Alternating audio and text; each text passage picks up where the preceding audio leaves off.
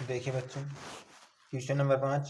चुंबकीय क्षेत्र में स्थित किसी विद्युत धारावाही चालक पर कार्यरत बल को समझाइए। चुंबकीय बल का व्यंजक भी स्थापित कीजिए। जब किसी धारावाही चालक को किसी चुंबकीय क्षेत्र में रखा जाता है तो चुंबकीय क्षेत्र आवेशित कणों पर लॉरेंज बल आरोपित करता है।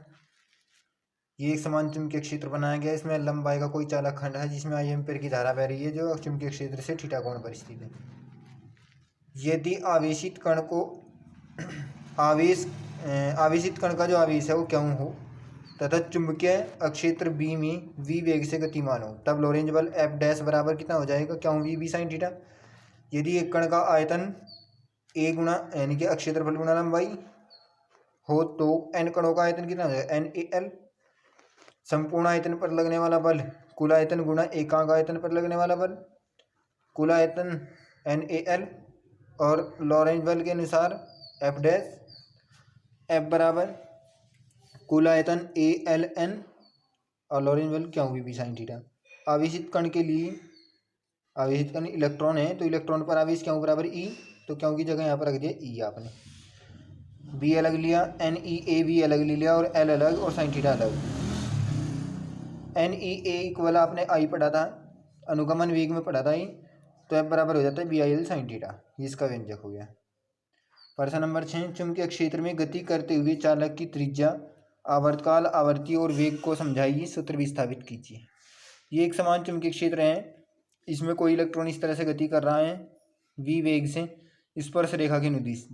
हम जानते हैं जो स्पर्श रेखा होती है वो त्रिज्या के साथ हमेशा 90 अंश के कोण पर होती है।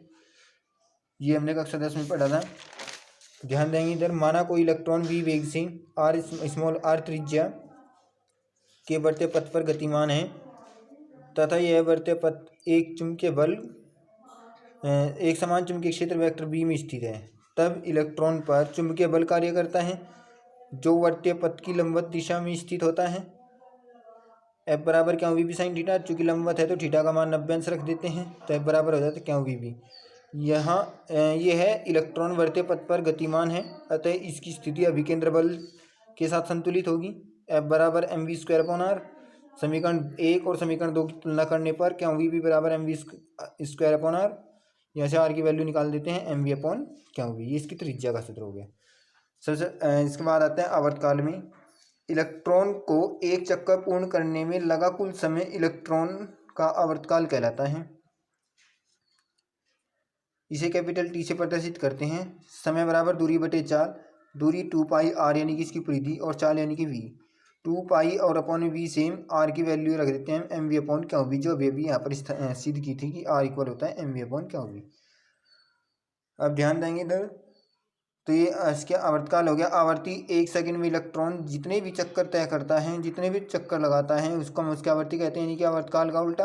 F बराबर 1/T, इसका उल्टा यानी कि क्यों भी ऊपर और 2πm नीचे।